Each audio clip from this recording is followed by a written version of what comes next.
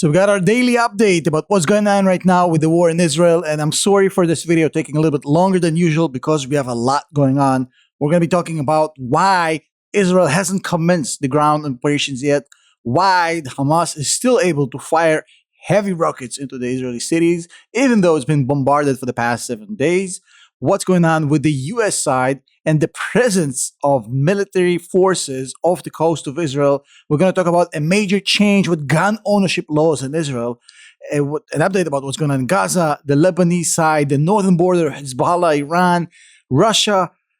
A lot's going on. A lot's going on right now. I apologize for the lack of polish in this video, the lack of edit. I haven't slept in a week. I'm trying to do my best to keep on top of these things, but bear with me. I'm going to get through everything you need to know in the next 15 minutes to give you everything. So you don't have to waste time on media and finding out what's true, what's not true. So much fake news right now. So Israel is actually evacuating, as of this morning, 28 towns on the border with Lebanon. So Israel shares a border up north with Lebanon, and they're evacuating 28 towns across the border in order to prepare for a potential battle with Hezbollah on the Lebanese border, should it actually happen. In my assessment, it's a smart thing to do. The best thing you can expect from civilians, if you are the military, is to get the fuck out. Once civilians get the fuck out, the military has way more options to operate than in a dense urban and the civilian heavy area. So that's a smart thing that they're doing over there, even if it's just a precaution. Now, the Lebanese Prime Minister came out today, and just to remind you, Lebanon does share a border with Israel, but Lebanon is not at war with Israel. Hezbollah, which is the organization that controls the dysfunctional country that is Lebanon, actually wields the powers. And Hezbollah is the one who's going to be deciding whether to go to war with Israel. It's not going to be the Lebanese army. But essentially, if that happens, Lebanon as a country is going to suffer of massive infrastructure damage, as you saw in Gaza recently over the past few days. So the Lebanese Prime Minister came out and said, hey, Lebanon cannot take another war with Israel. We're going to get crushed. Don't get us stuck in the middle of this. He was basically talking to Hezbollah, basically saying, hey, don't drag us into this. We're already our economy is falling apart. The bank system has failed. Do not do this to us. So he was basically appealing to the Hezbollah organization, do not start something that we're going to pay the price for. And there's a lot of similarities here. Hamas starts something that the civilians in Gaza are paying for. Hezbollah, if they start something, the Lebanese civilians will be paying for, while both of them are hiding behind civilian population. Very similar modus operandi, both proxies of Iran. So you kind of see the connecting factors here.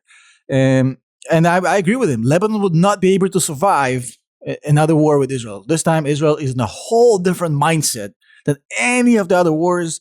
This is a whole different enchilada for Israel. So if they go ham, oh my goodness. So I hope Hezbollah does not do it because, for the sake of the Lebanese people, I hope that's indeed the case.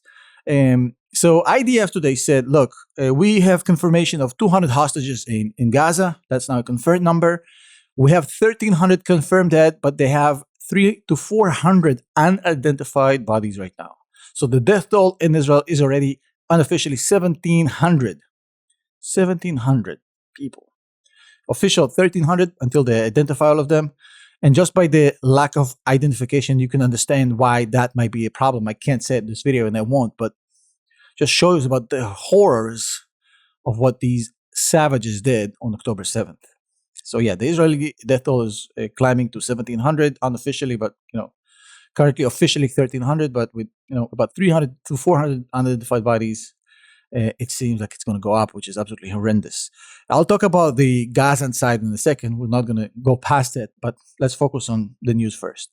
So in the early hours of the morning, like 2 or 3 a.m., we heard some EST time, of course, on our side. We had notifications of a ceasefire, of a 5-hour ceasefire between the IDF and Hamas in order to allow for humanitarian aid to get into Gaza. But immediately that was denied by the IDF within minutes. And to this moment, there hasn't been any humanitarian aid. The border with Egypt is closed. In fact, today, Israel bombed the Palestinian side of the border crossing with Egypt just to kind of, show them that they're not going to allow anybody in. Now, the crazy part about this is that Israel came out and said multiple times that the moment that these 200 hostages, Israelis and foreign nationals that are being held in Gaza, will be sent back and released by Hamas, immediately all humanitarian aid for the civilian population will go in that moment. So all Hamas needs to do to get humanitarian aid into Gaza is to release the 200 hostages. But as you can see, they've made their choice, which is essentially, to screw the local population again, not the first time. Now, a crazy thing happened today. The United Nations has a refugee organization called UNRWA, UNRWA. And that organization, which has a long history of collaborating with Hamas, believe it or not, and collaborating with terrorists. And you can just look at the curriculum of their schools online. There's plenty of documentation of the issues, let's call it this way, with UNRWA.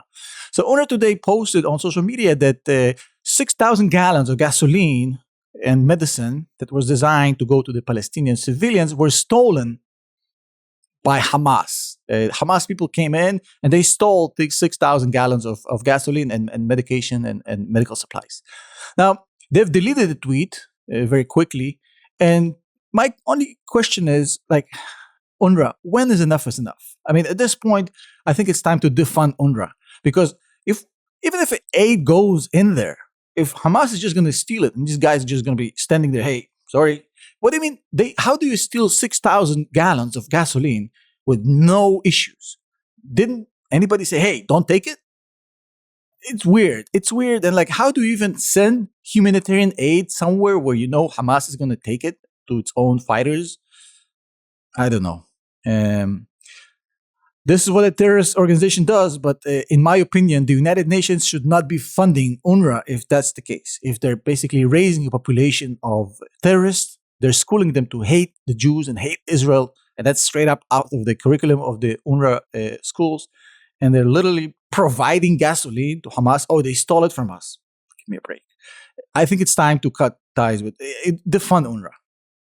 Let the usual UN refugee organizations handle this. There's no justification for this organization to work because it's been biased from day one. And go Google that. You'll find out the whole story, so to speak. Now, there's talks in Israel to shut down Al Jazeera. So Al Jazeera, the famous TV network, has a base in Israel. And there's talk from politicians and the Israeli side that the Israelis, they want to close it because it's very biased, which it is. If you go to the main page of Al Jazeera, it's all pro-Palestinian stuff, pro-Hamas stuff.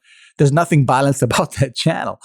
But in my opinion, that's not going to happen. I don't think they're going to be able to shut down Al Jazeera because even though they're very biased, which they are, it doesn't seem like they've broken any laws. And Israel seems to be operating based on the legal system that is quite observed, because you can see the way they treat the captured terrorists in the hospitals.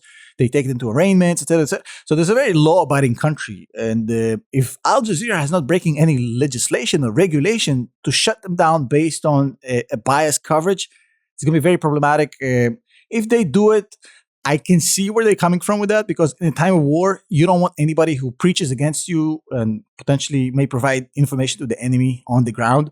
So I can see where they're coming from. Legislative-wise, legally, it's going to be a stretch to make it happen. But, this is the Middle East we're talking about here, so everything is possible. So we got a lot of Gaza residents evacuating from the north part of Gaza to the south part. The IDF told them about a day and a half ago to evacuate because they're going to start operating in the north side. Basically said, hey, everybody move down, move south. The problem is that not enough people have been moving out. Number one, Hamas has been basically preventing them physically from leaving. They're shooting at them. They're setting up IEDs, taking away their car keys. They're explaining to them why it's a bad idea to move out. They're saying it's fake news. So they're both using the carrots and the sticks just to get people to stay so they can keep using them as human shields. And essentially, they're blocking them. And that's creating a lot of problems for the IDF, because the one thing you don't want in a combat zone is civilians, which is something we've said over and over again, multiple times, including this video.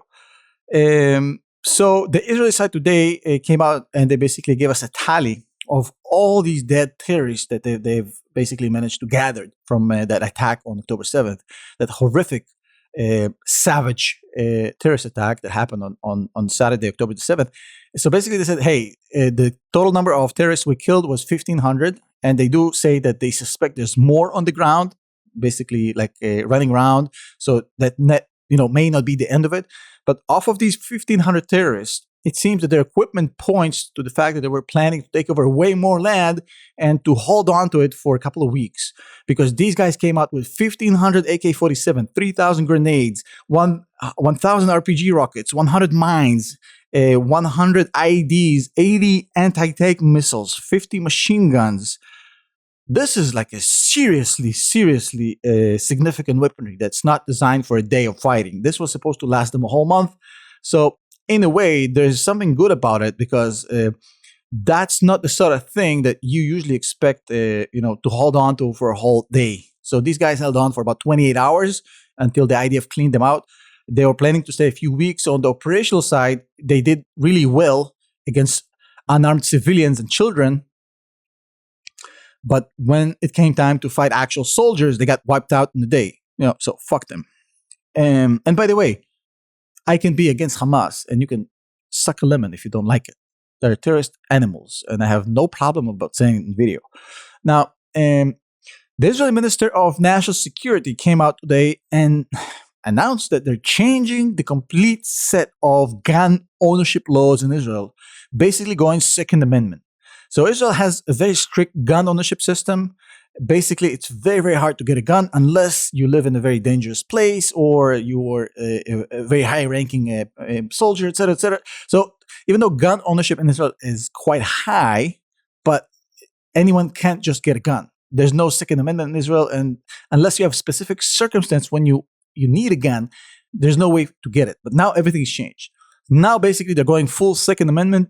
If you served in the military, even as a cook, even as a driver, if you served in the military for a certain amount of time and you're not mentally ill and you're not physically ill and you have no criminal record, you can get a gun. That means that automatically, overnight, there's 500,000 people in Israel that qualify to get a gun, which they didn't the day before. And basically, there's a huge demand. Everybody in Israel right now going for guns, everybody wants firearm. And you can understand why. And I've been saying for years, I'm pro-gun. Now you see why. So it means that Israel's going to be adding another 500,000 guns or barrels, whatever you can call it, over the next couple of weeks, which is quite significant. It's a major change in policy, and it's going to basically make Israel into basically a Second Amendment country. And I'm sorry for saying a lot of basically, but I don't know why it comes out when I'm tired. Iran face planted horrendously, not for the first time. These guys have made a expertise out of face planting. Yeah, I'm not a fan of Iran, sorry. So Iran came out yesterday and they were like, yo, Israel, you got 24 hours to back out of Gaza before we change the map in your region, basically destroy you. Today they came out and said, well, we're not going to do anything unless you attack us. If you attack us, then we're going to wipe you out. But if you don't attack us, we're not going to do anything about Gaza. That's how you deal with the bully. I mean, if anybody here went to high school and you ever saw bullies, that's how you deal with bullies. You call their bluff, you punch them in the face, and then you see them basically crumble into dust, which is exactly what happened with Iran. Iran, a country that spent years and hundreds of millions on pumping money into proxy terrorist groups instead of building its own economy. Another country that basically abuses its own citizens and everybody else. Name me one thing that Iran achieved over the past 20 years. One thing. I'm waiting. If I had any sort of energy, I would add the cricket sound here. Imagine I added crickets in the post-edit, but I'm not going to do it. And so far, we had 6,000 rockets, according to the Israelis, that were sent from Gaza as a gift to the Israelis since this thing started. 6,000 rockets in 8 days, all targeting civilian targets, not army, not military. Just in the city of Ashkelon, there's 180 buildings that were hit over the past week. All civilian buildings, residential buildings. I do want to tell you two crazy stories that came out this week that absolutely blew my mind. And these are two verified stories. There's a lot of bullshit floating around, but these two are 100% verified. You can Google me on this and check me after the video.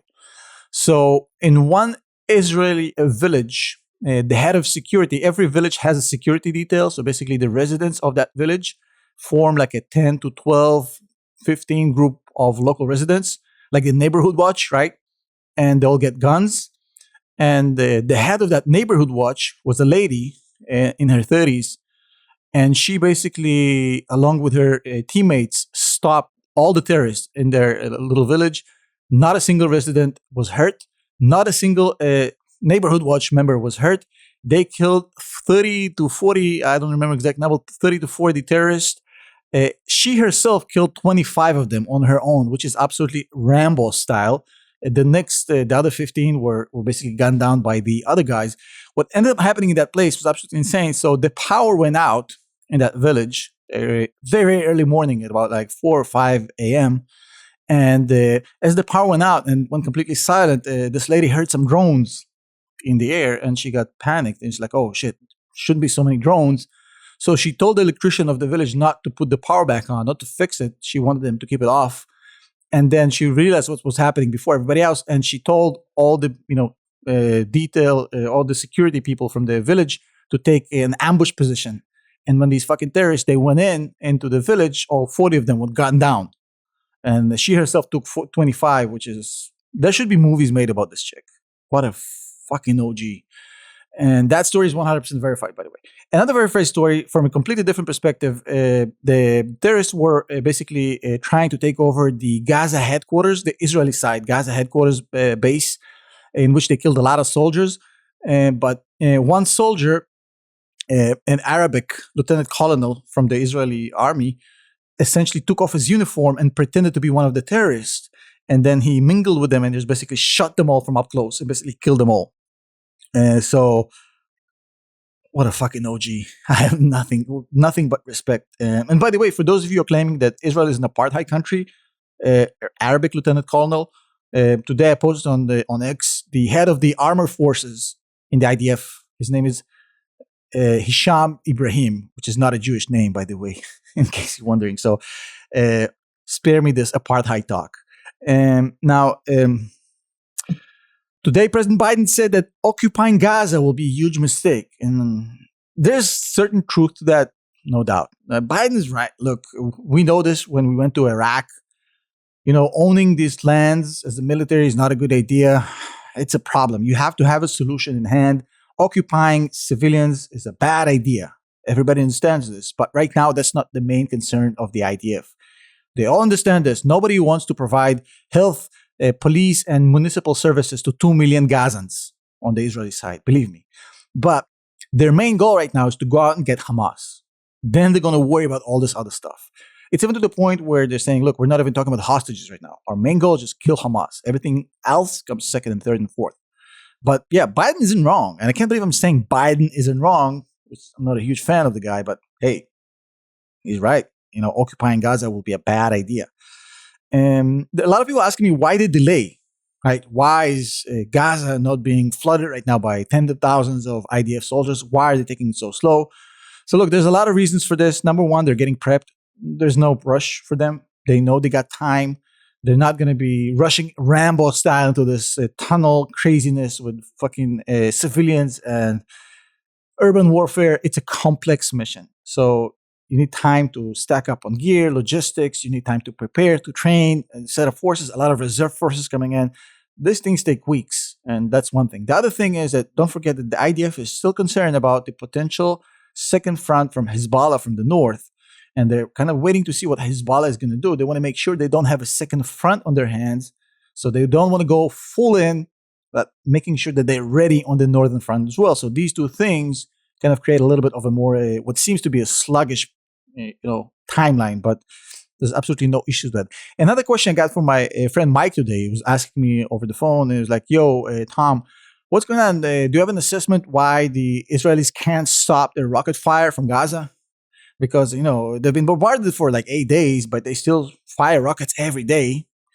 And my answer is very, very simple. Look, you have to understand that instead of spending all this EU money, hundreds of millions of dollars that were donated to the Gaza people, they spent it on building missiles and rockets. And all this massive rocket system that was, hundreds of millions of dollars is literally sitting there in the ground, some of it in buildings, some of it on schools, on rooftops, in junkyards, in people's back porches. All these rockets are sitting there and they're all remote controlled. And the guy who's sitting in the tunnel, in the bunker underneath the hospital, by the way, the Hamas headquarters is located underneath the Shifa hospital, Gaza. So everybody knows it. It's not a secret. So the Hamas headquarters is literally located in the basement of the hospital. What kind of a douchebag you have to be to do something like that? But that's a whole different story. So they're sitting in that basement in the hospital. They're pressing buttons, and the launchers are automatically firing. So unless you hit every single launcher, which is kind of a hard thing to do when you're not on the ground, it's just a remote control. So they keep pressing as long as they're alive, and they'll be alive until they're all dead, by actual soldiers on the ground, boots on the ground, because they're in a bunker. So that's why, unfortunately. Now, today was a kind of weird event. Benjamin Netanyahu was speaking live today, warning the Hamas that if they screw up, that Israel is going to retaliate. While he was saying this, Hamas actually fired rockets. He was warning the Hezbollah. He was warning the Hezbollah that if they get involved in the northern side, they're going to have trouble. So while he was talking, Hamas was firing rockets on Tel Aviv, where he was talking, the city he was talking in, and basically just to show him a big FU, so to speak, just to show that they're still, alive and kicking. The second time they shot was when Blinken actually came in to meet with Benjamin Netanyahu again in Tel Aviv, and they shot a few rockets over there as well. So Hamas are basically saying, look, we're still here, we're still alive. And I told you this in previous videos. I mean, Hamas is all on the ground. The only thing that's been hit is the infrastructure. The only thing is maybe logistical side, but all of their fighters, all of their guns are well on the ground, and they haven't been hit. Moving on. We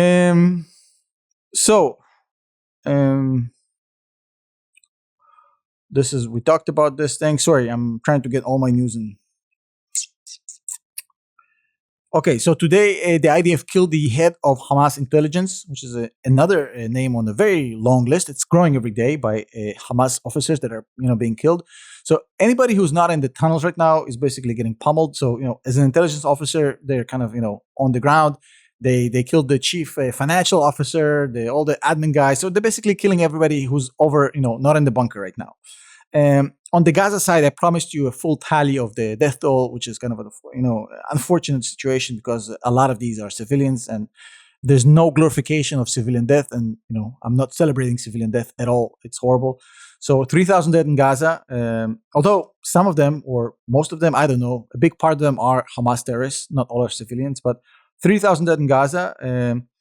Hamas is currently, pushing for a higher toll because they want to keep the people in the north, so more of them die, and they can leverage Israel because the only use they have for Gaza citizens is cannon fodder and leverage politically. They don't care about the civilians, and they do nothing for them.